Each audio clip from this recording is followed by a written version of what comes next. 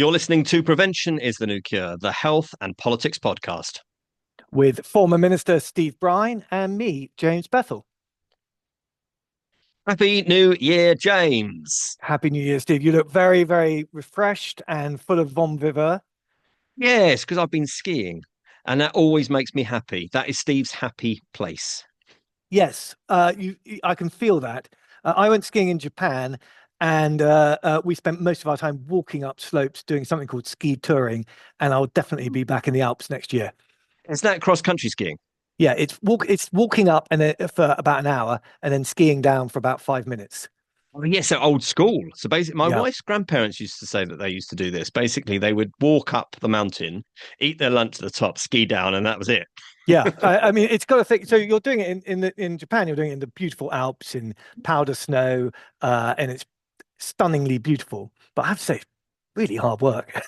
Yeah. Well, there wasn't much. Well, there was snow in the Alps where we were because we were up high, and we've been skiing a long time, so we feel that we can. We didn't do any glacier skiing this year, but we were high enough that the snow was good. But if you were a learner this year, oh Yeah. man, I wouldn't envy you, because you're down on the nursery slopes. There was a lot of stones on the piece, which Yeah. are lethal, of course. But hey, we was a group of 17 old school friends of mine, so yeah, we had good time, good fun. Nice to be away. I'd love to ski in Japan. I know plenty of people who've done it. I think as the seasons shift, maybe Yeah. Japan, Canada, the States is going to be the destination for skiing if you can afford these things, of course, which is not always easy. Skiing is a very expensive holiday. I want to appreciate not everyone can do it, and we're very lucky, aren't we, to be able to do it.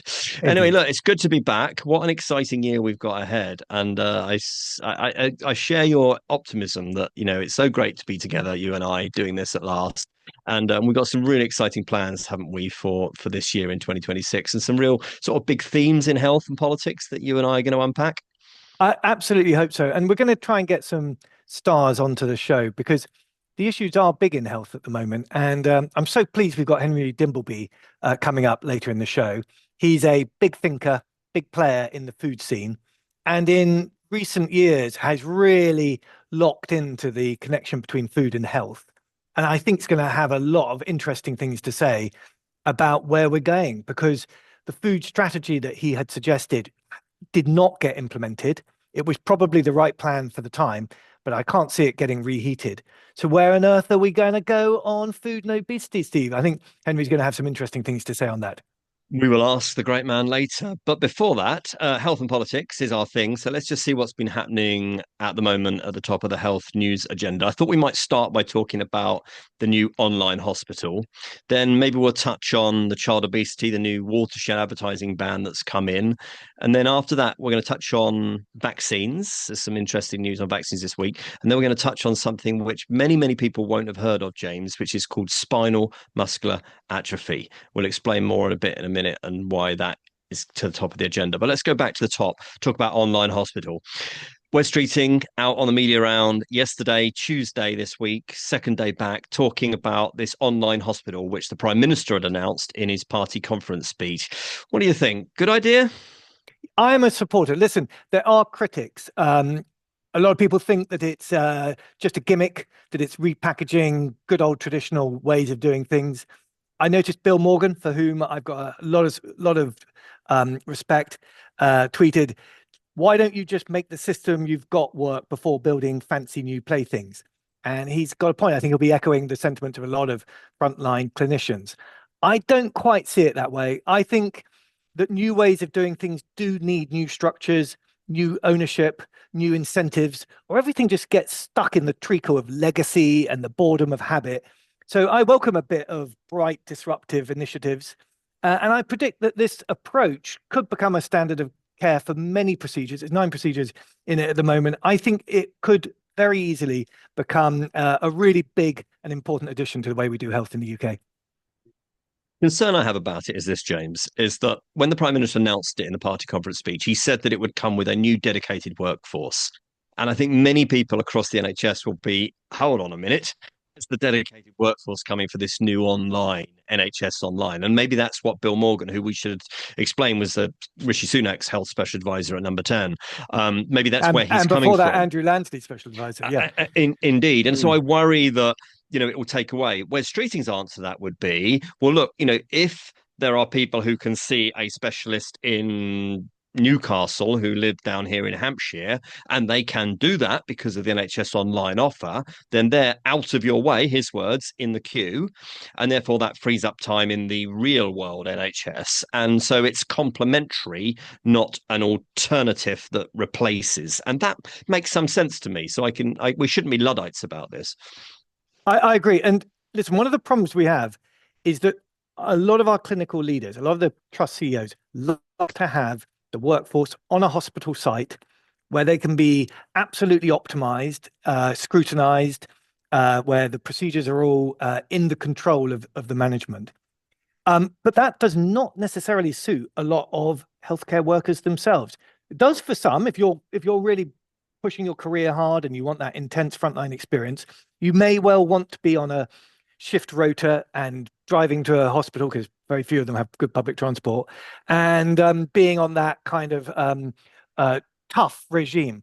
But lots want to either work nearer their children's schools or from home. And one thing that this online hospital model offers is different ways for clinicians to work with patients. And therefore, it might, I say might, expand the workforce opportunity by giving clinicians different ways of working.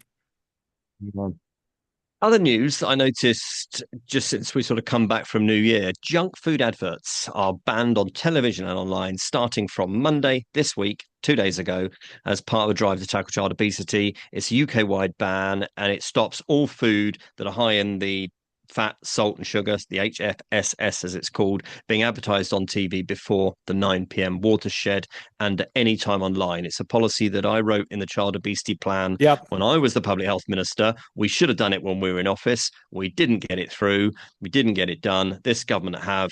Credit to them, yes? Absolutely. About time is my hot take on that. It's you're right. It's been around for a long time. Thank you for your work that you did on it, Steve. I also did a ton of work on it. Can't believe that all these years later it's finally being enacted. I strongly welcome it. It's not going to be enough on its own to move the needle, but it is a start. And I can see the habits of my children. They are absolutely bombarded with messages around junk food from the moment they take their phones out of their pockets when they leave school at 4 o'clock, all the way through to the moment they get to bed, when Pizza Express and Deliveroo are still pinging them notifications. We've got to stop this. How on earth can our children lead healthy lives if they're seeing 100, 200 adverts for junk food every single day? We've got to draw a line somewhere. Yeah. Next one. Children in the UK are going to be immunised against chickenpox at the same time as they get the MMR, the measles, mumps, and rubella thing. So this is an interesting story because of the context that it's got with what's going on in the States at the moment, who are pulling back from childhood vaccinations at the moment when we are pressing ahead. So I was quite pleased to see that story this week. You're right. I'm proud that we in the UK are embracing modern ways of doing vaccines at a time when some countries are retreating. I think it'll make a big difference to the health of the nation. So yeah, it's a moment of national pride. Yeah. What else have you spotted? So I wanted to ask you a bit about winter pressures. You're absolute expert on this. How's it going this winter? Well, we obviously talked to Adrian Boyle, former president of the Royal College of Emergency Medicine, didn't we, before Christmas? I think cautiously, many in the system feel, James, that the flu might have peaked. I think Yep. combination of the industrial action and the school holidays may have created a bit of a fire break in the system. But look, there's still long stays for admissions across the hospitals. And of course, the cold snap that we've been dealing with this week, we had snow down here in Hampshire, which is quite rare, is driving new demand into the system from slips, from falls, and of course now the spike in respiratory events, including heart attacks, so that they flow from that. So I think maybe the peak of flu has been reached, but other pressures are now hitting the system. So as ever, the acute system is running hot. Yeah. And how has the resident doctors' strike affected that? I noted that 95% of elective work had been carried out, and it's almost as though the junior doctors not being so present has somehow meant the system works more smoothly. Is it as simple as that? It's really interesting, isn't it? You're right. 95% of elective work was carried out as usual during the resident, formerly known as junior doctor strike. And the number of discharges ahead of the Christmas break was higher than it's been in years. So, look, it's no secret that many consultants will say that hospitals run so much better without the juniors there, although I suspect there's a little bit of Yeah, male bravado there. But the figures are curious, aren't they? And Wes Streeting will feel rather emboldened, I would suggest, when he meets the BMA this week, because they now can't strike for at least 6 weeks. Their legal mandate has run out. And I think Streeting will be able to turn around and say to them, well, look, maybe you need me a little bit more than I need you yeah. right now, which is the opposite of what I was actually saying on the media before Christmas, because actually, whisper it quietly, things run rather well in hospitals I know, during the last strike. I know. We've got more doctors than ever before, and things moved Yeah. in terms of Just productivity. one other point on this Yeah, I just wanted to make is that I think people often they often misread. I think people often misread that GPs tomorrow are resident doctors today, yeah. and they're being very radicalized by what's going on in the system at the moment. So, tomorrow's GPs are likely to be quite radicalized by what they've seen, and therefore I think industrial relations between government and general practice in the future could get more challenging, not less challenging as a result. You see what I mean? 100%. I know. And we sometimes think of GPs through rose-tinted gardens as being a sort of domesticated version of the Yeah. clinical breed. Not anymore. They No, are and they they are start in hospitals. So they're yeah, wild. just one other thing before we bring in Henry. You notice this story about spinal muscular atrophy. Absolutely. I mean, what an astonishing story. Steve, you know more about this than me. Tell us what's happened here. Okay, well, do you know any of these songs, James? Secret Love Song, Black Magic, Shout Out to My Ex, or Sweet Melody? Yeah, I do. I have a background in the Okay, music industry and 4 children, so and maybe they are songs by which artist? little mix. You bet. Little Mix, right? Well, that's the happy bit of this story. The unhappy bit is that Jesse Nelson, who of course is a member of Little Mix, has had twin girls last year, and they have been diagnosed with SMA, which is a rare muscle wasting condition, genetic condition, spinal muscular atrophy. Not brilliantly well known, but actually about one baby in every five is born with SMA in the UK. So if that is diagnosed in the early days as a newborn, they can receive a new drug, a gene therapy drug called Zolgensma, Yeah, which was approved by the NHS to treat babies with the disease. And what it does, it delivers a healthy copy of the affected gene to the body, but the timing of that is absolutely critical. So there's been a campaign for a long time to get a test for SMA included in the heel prick test that newborns have, which tests for a range of different diseases. And if that was picked up early and babies get that drug, they have vastly different outcomes to those who are not. And what Jessie Nelson has spoken very bravely, I think, about in recent days is that her daughters have been diagnosed with this. They've obviously already started to experience a form of muscle wasting. She was on ITV's this morning, the morning of us recording this, saying that she's going to shout from the rooftops to campaign for all babies to get tested for this at birth as part of the newborn heel prick test. And so this little known condition is really going up the news agenda. And I noticed the health secretary last night was talking about it and saying that Jessie is absolutely right to be speaking out about the care that she feels she received or didn't. and the other interesting thing about Zolgensma is it certainly was when it was first adopted the most expensive drug, and Mm. we approved it at huge price. I think it's 1.7 million pounds in order to give a buy signal into the gene therapy industry that we are prepared to support research and the development of drugs. But if this became a routine drug that was addressable to tens or hundreds of thousands of children, the price would come down dramatically. And it would also mean that these gene therapies, which currently are prohibitively expensive, could become a new generation of drugs like antibiotics, which are much more readily available. And therefore, the research will go into them that they can address a much wider variety of conditions. There is a really serious hope that on the near horizon, we will have a new generation of gene therapies that will get rid of a whole ton of genetic mutations. I had my genes looked at over the Christmas. Maybe we'll talk about it in another episode. I have a couple of what the doctor called exotic genes. Not all of them are super helpful for my long-term health. And in a few years' time, maybe there'll be a gene therapy to correct some of those sort of unusual exotic elements. James's exotic genes, that is a subject for another episode. But look, obviously, goes without saying that there are many, many families affected by this. There are many, many people who lead very good and meaningful lives with SMA. But a lot of suffering could be eliminated, and we're about prevention. And so often things in medicine and healthcare, it's really bad luck. You're dealt really bad luck, and there is nothing. I've lost both my parents to cancer, and it was just incredibly bad luck. There was little that could be done. This is something that we can do. We Yep. have the tools in the box, and it drives me nuts when we have the tools in the box and we don't do it. So this is as pure a case of prevention as you'll ever find. And Giles Lomax, James, who runs the charity SMA UK, was on the podcast, episode 49, early last year. So people go back into our archive. You can hear Giles talking about SMA, why it's important, and why we should be testing newborns for it. Absolutely. No, really, I mean, it's very sad for Jessie Nelson, but the underlying story is one of great hope and optimism. So thanks for flagging that. Credit to her for speaking out the way she Yeah, has. 100%. It must be such a difficult time for her.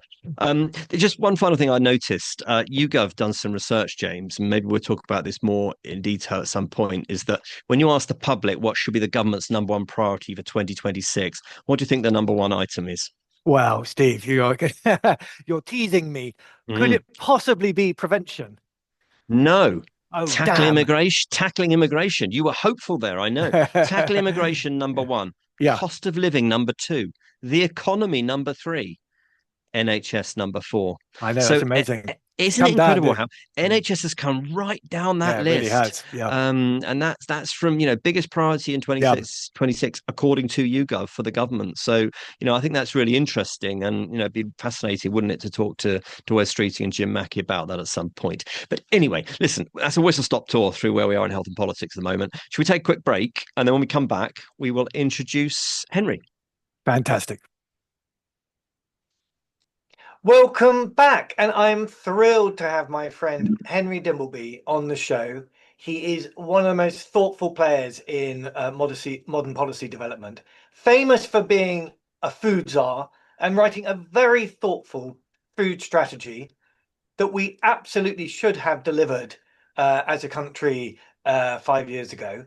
But that didn't quite happen as planned, and Henry has gone on to become an evangelist for modern food, an investor, and also a consultant to the very fast-changing food industry that we've got, supporting modern food companies and being a general supporter of all things good about food. And the most exciting thing for me about Henry is that he's really come round on public health and has spoken so thoughtfully about the GLP-1s, the fat jabs, and what their impact are going to be, not only on the food system, but on the population at large. So, Steve, I want to ask Henry about what he thinks Britain's food consumption and food system is going to look like in 5 years' time. Henry, where are we going? Well, it's a fascinating question. But before we came on, had this interview, we were talking about the East. And if you look at the countries who have managed not to go down the obesity route, the wealthy countries, you look at countries like Japan, Singapore, South Korea, all of whom actually had existential threats in some ways, and for whom the health of the nation was very important. And they were very heavy on regulation as well as trying to create good food cultures. And they survived the onslaught of the Western diet. We didn't. And in the food strategy, I said that was because what I call the junk food cycle, which is the food industry has realized it can make more money selling us the kind of food that makes us sick. And that is a combination of our evolved appetite, which seeks out these foods that in the old days when we evolved would have been very scarce, energy dense, fatty, sugary foods. Gives us great rewards to go and find them because it's hard work, killing a mammoth or climbing up a tree to get a beehive down. And then when you have them, they actually don't fill you up as much because in those days you want to be able to eat a lot when there is plenty to fill up your fat. Now, that led to companies becoming more and more sophisticated, developing these hyper-palatable foods, etc., etc. And when I wrote the food strategy, I said, unless you regulate, unless you make it less financially attractive to do that, then you're just, there's no way you're going to get out of this problem. What is really interesting, and I wrote this in Ravenous, which was kind of populist book based on the food strategy, and by that stage, it was a while ago now, but we had these just beginning to emerge now, the early results of these fat jabs. And if you think about breaking a feedback loop between two things, in this case, our evolved appetite and the commercial incentives of companies. In the past, I'd said, well, it's, you have to attack the commercial incentives of companies. And then here was this thing that says, hold on, that's really hard. Maybe we just change appetite, evolved appetite. And immediately I saw that, I was like, hold on a second. If these don't have side effects and they become cheap, they're going to change the world. And literally, I spoke to supermarkets at the beginning of last year saying this, and they said, nonsense, it's going to be small, nothing's going to happen. And we now look at a situation this year. Already, 2.5 million people are on them in the UK. Most of those people are spending £3,000 a year. I've spoken to people who have supermarkets who have data, both on what people are spending and on whether they're taking fat jabs.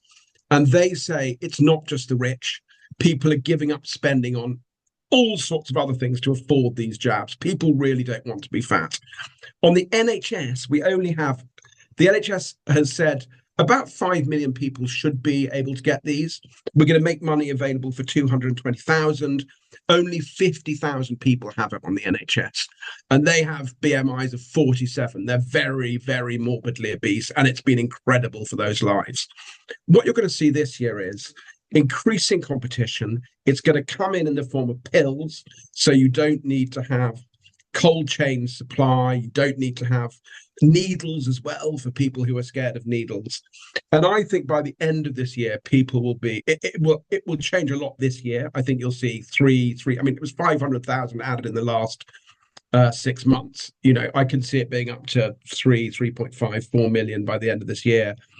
And what that will do will fundamentally change the incentives in the food system. So if you are now, and you look at what happened after Christmas, this year, my wife's a journalist, and she was saying, it's extraordinary. Every year since I've been a journalist in January, the newspapers are full of diet advice in January. This year, it's wall to wall what to eat if you're on Manjaro, what to eat if you're appetite suppressants. And what that means is that we as a society, not only here, but globally, it's the biggest selling medicine in India. It's coming off prescription. Incredibly, Novo Nordisk forgot to file their 2-year extension. It's coming off patent in Canada. Globally, we're going to go into a world where, for never in human history, maybe Britain during the war, during the blockades, but never in human history will humans have thought so much about what they're eating collectively as a species, because lots of people will be on it and everyone will know people who are on it. It won't be shameful. People will talk about it. And that is fascinating to me. So I think that it will have some very obvious effects. So you will just begin to see reductions, 5% reductions in crisps and chocolate and those kind of things. And that was fine for the retailers. Very challenging if you've got a big factory that makes chocolate, because 5% is a lot. But then you will also be able to see it'll bubble up in weird ways. So, for example, I've been talking a lot to convenience store retailers recently. They make most of their money from chocolate, salty snacks, alcohol, cigarettes, and lottery tickets and vapes. And there's pretty good evidence that these drugs reduce the desire for all of those things. And so they're saying, well, Christ, I'm going to have this. How am I going to make money? And they're thinking, well, actually, I'm going to have to maybe do more food on the go. Maybe I can make beauty a convenience category, but I'm going to need to radically change my shelf space. So I think it's unknowable, really, how such a huge change will bubble up. You can't predict it. It goes back to the car. In New York, when over 5 years it all went from being horse-drawn carts to cars, and it put out of business wheelwrights, fodder manufacturers, but also, you probably, street cleaners, because the amount of horse shit that had to be cleaned up in New York was enormous.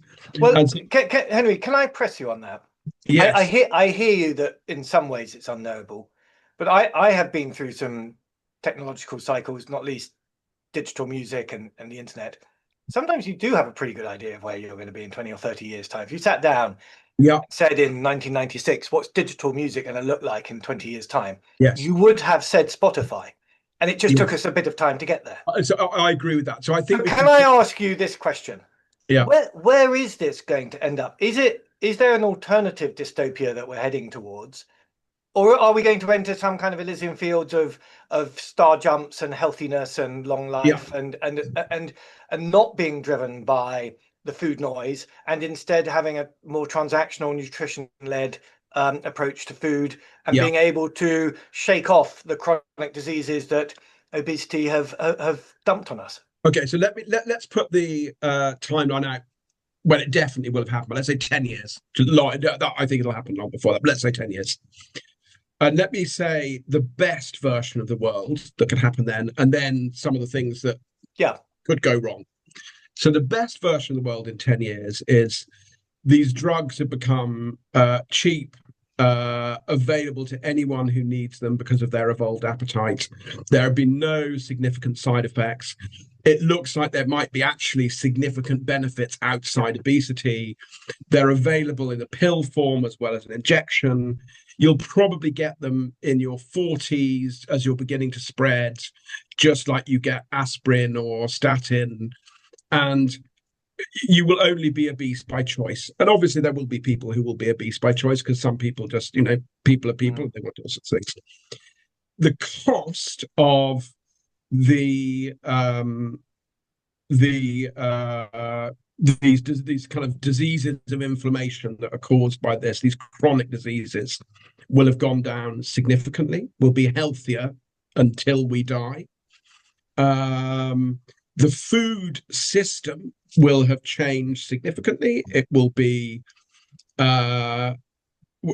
we will have used this period to recreate an understanding that what matters is nutrient density, fiber. It's the quality of food per bite, not the quantity.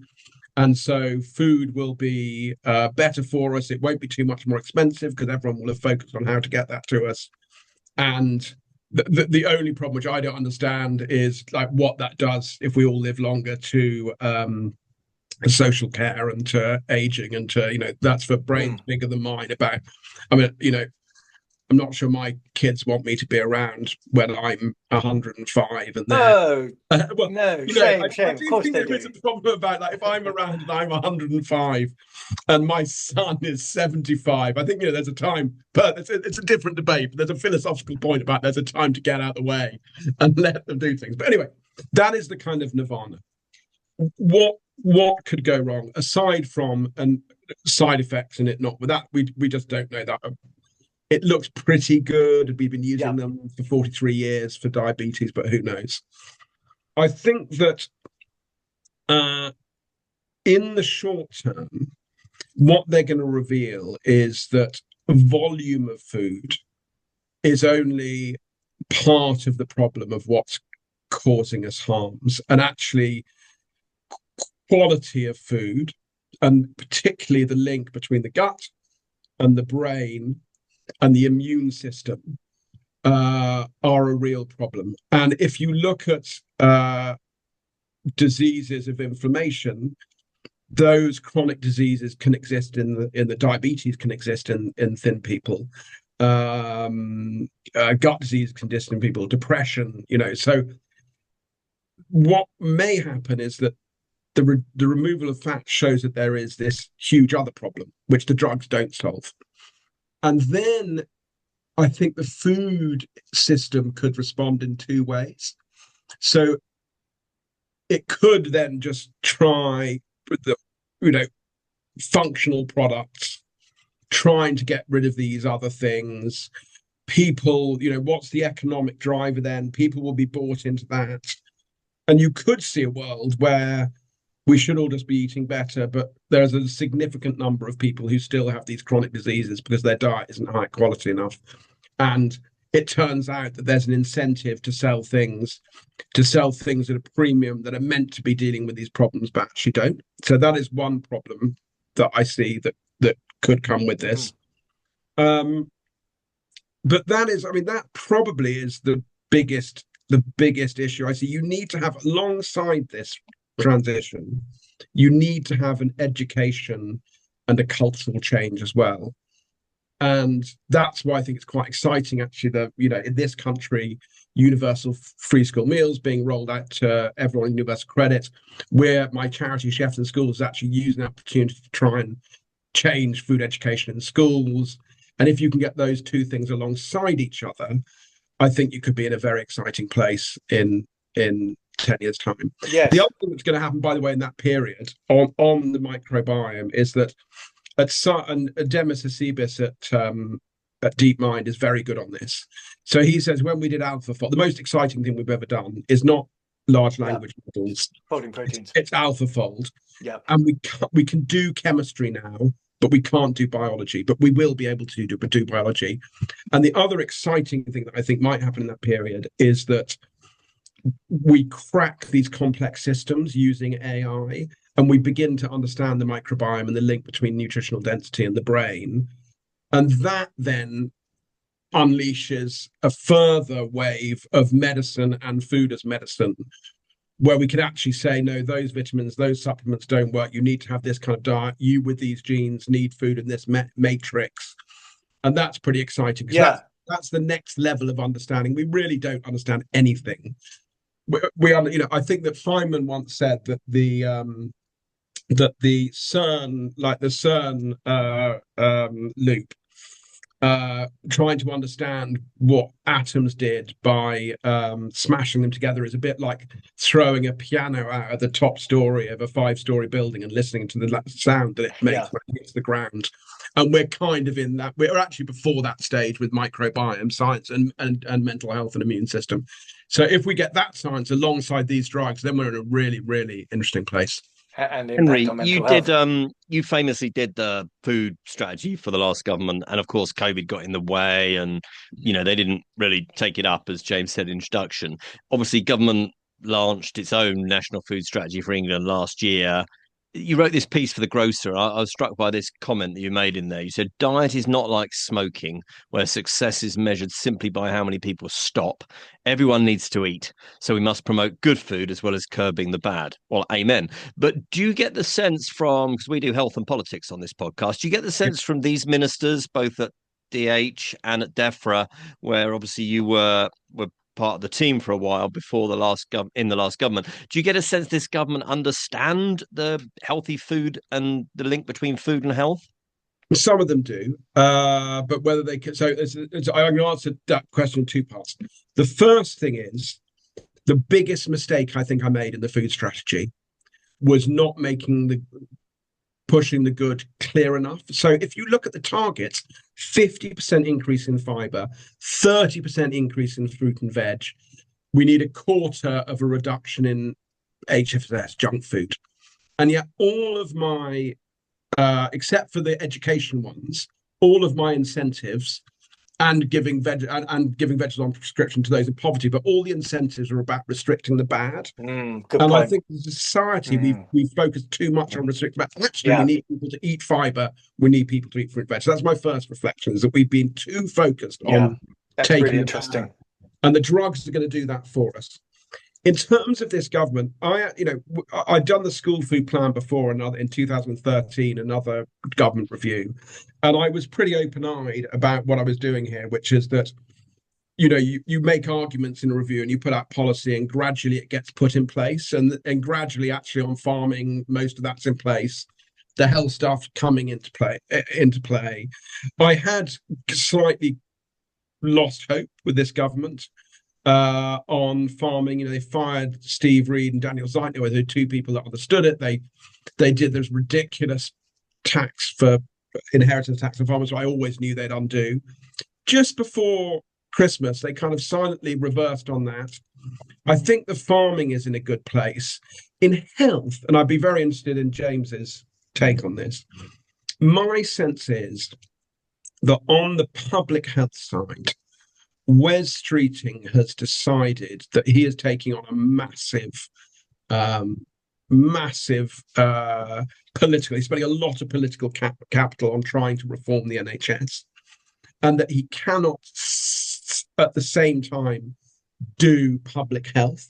So when you see what he says, we're all about prevention. It's all about prevention. When you actually look at what they mean by prevention, they're actually talking about early diagnosis, which is really important, but it's not prevention. And I think this government has slightly delegate. I think they've decided public health is actually too difficult. But James, I'd be interested in your view on that. No, I think Steve and I would completely agree. We need a resource shift. We need a culture shift, and we need to challenge the dominance of acute clinicians in the whole mindset. And we need to have a human capital economic analysis rather than a healthcare marginal gain analysis. These are big chunky changes. Instead, they're moving the chairs around at DHSC and NHS, which is a very important thing to do, but that's all they've got the capacity to do at the moment. So you're right. System change ain't happening between now and the next election. You've got to stop the number of sick bodies being thrown at the NHS. That's fundamentally. I mean, I've come to think that the NHS, by its nature, sort of almost kind of fundamentally culturally, will never become a prevention organisation. And so the question then for me is, where do you make that happen? Is that something that happens? Well, can I challenge you on that? Yeah. Because culture change does happen. 19 years ago, 84% of people met their partner either in the office or at university. Yeah. And now 84% of people meet their partner online. So the idea that society doesn't change is just wrong. And we didn't have mobile phones 30 years ago in the way we I agree with that. Yeah. Farming, I mean, you're the expert on this. Farmers have embraced climate change and environmentalism and habitat renewal. When I make talks in schools, I scandalize the pupils by saying, like, when I was young, like people telling where people could smoke on planes, could smoke on the tube, and they're like, wow. And so every health system around the world is struggling with this shift, that there's a huge amount of chronic disease. We need to move upstream, but the systems and the training and the workforce we have at the moment are very much focused on preserving end of life. So we're all struggling with it in the NHS more explicitly and famously. But I am very optimistic that we can do this. It's just aligning the politics and the economics is proving really difficult. Would you do it in the NHS or would you do it? I don't think it matters. I think that's a distraction technique. That's sort of like saying, would you do it in DEFRA or what's the role of the NFU? I mean, it doesn't really matter. It is true that the current setup of the NHS, as you allude to, the power nexus is around the CEOs of the acute trusts, and the mindset and the culture is about surgical robots and emergency departments and ambulances. That is true. But these are people who, they are doctors, clinicians are so thoughtful, and they are absolutely studied, and they are evidence-led. I'm very impressed by the clinical professionals. When they have made the assessment that really attention needs to be put upstream and to deal with it, they'll make the shift. Yes. And they just don't have the leadership and the support to do that, I think. It's really interesting. So there are examples in schools and in GPs. There's a school, a credible school, Reach Academy in Feltham, that where the head teacher decided, it's an all-through school, and he decided by the time they come to my school, I've got so much undoing of problems. And he did a program where he reaches out at birth to the families and offers them support from birth. And so that was a person, and actually he has saved himself money in the long. How interesting. But That's he very did interesting. that. Mike, how do you deal? The problem with the NHS and the money is that two things. First of all, medicine is the only area of science where progress makes things more expensive, because we're constantly finding different treatments. We can do photon beam radiation. No, that's not. No, he's saying no, Henry. He's saying no. He's saying no. Yeah, you're always finding these new, more expensive treatments all the time. We're finding like ways of keeping ourselves alive. Yeah, but take the fat jabs that you're talking about. By the end of this year, it'll be £250 a year. Yeah, that's true. Yeah, so exactly. Sorry, yes. The current things come down and the new things. And look at defense. Okay, sure. So you have an aircraft carrier that can be blown up by a drone, but then you have a laser that can blow up a drone for 25p. So things do come down. This idea that what happened, it is true that bringing in medical innovation at the very, very early stage can be very, very expensive. So gene and cell therapies at the moment sometimes are £1 million per intervention. But today's £1 million intervention will be £250 if we can scale it.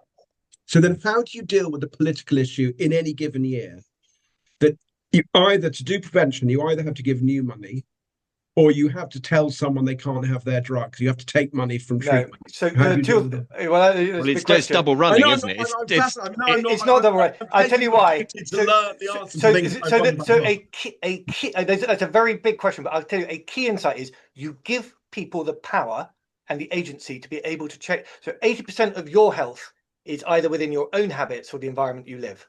Yes. And the clinical dimension is about 20%. Yes. So most of the changes to your health, you either have potentially control of or your environment has control of. So if you're trying to maintain, if you're trying to do things within a budget, you push onto the patient as much as possible. And the problem we have with the NHS, well, the great thing we have with the NHS is that it touches everyone in the nation, and there are collective benefits from having a socialist system. But the disbenefit is you take away power and expectation from people to look after their own health. So to avoid the problem that you're alluding to, we need to push to people more responsibility for their health, and to avoid this patrician idea that the state is responsible for your health outcomes. Yeah, we're kind of running out of time, but let's try and look to the future. 3 hours on how to do that. Podcasts do the long form interview, Henry. It's why they're so loved. It's not the Today program here, obviously, but we always try and like to look ahead. And you did the school food plan. You say you go in schools, talk to children. They are the leaders of the future, right? And as James and I always talk about, at the end of the day, politicians, we're always dealing in our political realities and in our own little political petri dish, and we only ever have so much political space in which to operate. Wes Streeting is no different. The left don't like the so-called nanny state any more than the right did. But the kids that you talk to, they're the health secretaries of tomorrow. Do you get a sense from them that they get this whole healthy food agenda and that they want to change? I mean, I've had 8 text messages from Domino's Pizzas since New Year's Day trying to sell me Domino's pizza. And a free advert for them there. Do you get a sense that tomorrow's generation are going to be different, Henry? Definitely. So I 100% they're different. As always, they care about new things. As we know, no one stopped believing the earth was flat. People who believed the earth was flat died. There's been a textual analysis to prove that's correct. And this generation believe very differently. They already don't drink as much.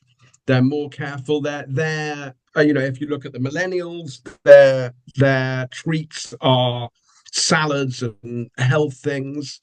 And in the secondary schools and state secondary schools and primary schools that I go into, there is a very different vibe from what there was, when Jamie was going into them. And I've talked to him about it. Things are changing. Food's getting better. People are taking responsibility for their health. It's an incredibly responsible generation. I mean, weirdly, I find it quite weird, but I mean, the level, I don't know how we've done it, but the level of of kind of self-discipline in the school. And I spend most of my time in schools with high free school meals because that's what we serve with Chefs in Schools, my charity. And I'm stunned by how impressive and self-disciplined the children are today. I just hope we give them a future that's worth where that discipline and self-control will lead to the outcomes that we were able to have when we were their age. Hear you. We should give your book a plug. I know it's not a new book, but you mentioned it, Ravenous. How to get ourselves and our planet into shape. It's a good read and available wherever you get your books. It's about to be published, translated and published in Japan and South Korea, two of the countries that I mentioned, because they take this stuff seriously. Yeah. Well, one of the things I get the flat earthers die point. I just come back from Taiwan. 20 years ago, the food in Taiwan was pretty bacterial. I always came back with an upset tummy. Yeah. Rice totally dominated. And I remember for Christmas lunch, we had pancreas soup. I mean, it was exotic, but quite edgy. This time around, not a bowl of rice. I literally didn't have a bowl of rice the entire thing. So there's been a whole revolution to take rice out of the diet because of the diabetes problems they had.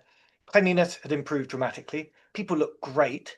And there has been a big behavioral change. Now, they have a different tradition of government, and they have a younger population, and they have movements within government to stop things like beetle chewing and spitting in the street. So it is a different climate than Britain, which is a bit more arthritic. But I think you can have intergenerational change.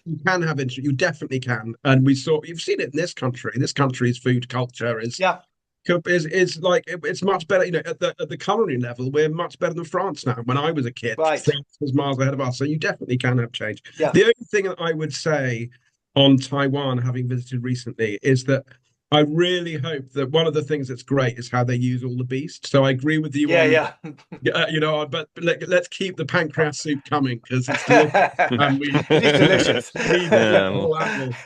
Well, I'll take your word. I'll take your word for it on that. Look, Henry, thanks for joining us. We will.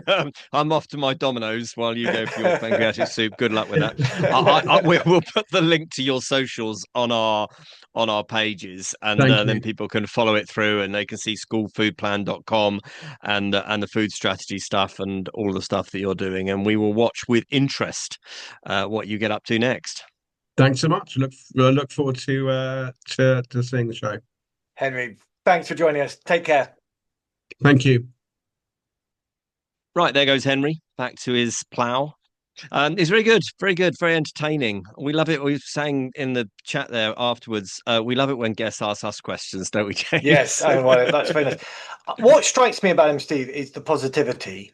It always does. And I thought it was really interesting how he said that he regretted leaning in so hard on the negative aspects of the food strategy, that the restrictions on diet and on highly processed foods, and wished he had spent more time championing fiber and beans and the good things about food. I think that is, I feel that very keenly as a legislator in the House of Lords. I'm always trying to ban things, not because I'm keen to stop people doing stuff, but that feels like your job. But it really isn't. Your job is to be a champion of the good things. And as much to get out the way as to get in the way. Yeah. I mean, it wasn't really a question for him, but I was struck by a story that popped up on the news today. That the British Medical Journal published this thing that said people who come off weight loss injections, which obviously we were talking about at the start of the discussion with Henry, they regain their lost pounds 4 times faster than those who stop conventional dieting and exercising. So that worries me, you see. You know that I'm more circumspect about these jabs, pills than you. And that kind of worries me because that's that dependency that they're trying to breed there, isn't it? It is. And that stat didn't come as a surprise to me at all. I did know that. But I have statins, and my cholesterol goes up if I stop taking them. And I will die taking statins. I'm pretty relaxed about that. Now, with the GLP-1s, if there are side effects, we have no evidence of that. We should be thinking about how do we train people to embrace exercise and change their nutrition. But we've got to be, I think it is worth thinking that perhaps there will be millions of people who are taking, maybe they'll titrate to lower doses, but maybe taking these drugs for the rest of their lives. Yeah, well, I suppose I take omeprazole for reflux. I suppose that's the same principle as what you're saying, isn't it? And obesity is not, it isn't laziness. It is a condition that once you've got it, it can relapse at any point. Much in the same way, if you have a cancer in your 30s or 40s, you're going to keep your eyes open for it relapsing for the rest of your life. And that is kind of what obesity does to you. It changes your hormones, it changes the adipose tissue. I'm afraid it does change your body. You are not the same person. And if you have obesity in childhood, your body is different to the child next to you in class who doesn't have obesity for the rest of your life. And that is something that we don't front into as a nation. Yeah, so much to discuss. Anyway, listen, must let you go. Sources tell me that you gave a cracking speech on vaccines in the House of Lords this afternoon. Oh, Steve, that's very sweet. Would that be one of your last speeches then in the Lords? I'm trying to cram as many as I can in before I leave. Yeah. I'm off probably in April, May. It's a source of some sadness for me because I'm it sure. is a great platform, and I believe in the mission of the House of Lords to scrutinise legislation. On the other hand, genuinely, it gives me a lot of time to be a champion for the good things in life and to try to make a change in a different way. Well, we must talk. When it comes to your departure from the Lords, for those who wonder why, James is a hereditary, elected hereditary. So obviously, the government's manifesto commitment was to move you from the Lords, which I think is a great shame.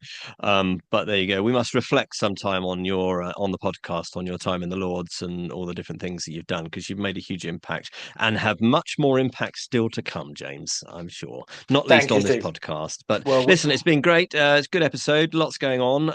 Henry was fun. You can email us, preventionisthenewcurepodcast@gmail.com. You can find us on all of the social media channels that you would expect to find us on. You can message us on there. Many people do with suggestions. And we look forward to hearing from you. And we will see you next week for Prevention is the New Cure, all things health and politics. See you next week, James. Thanks, Steve. See you very soon. Bye-bye.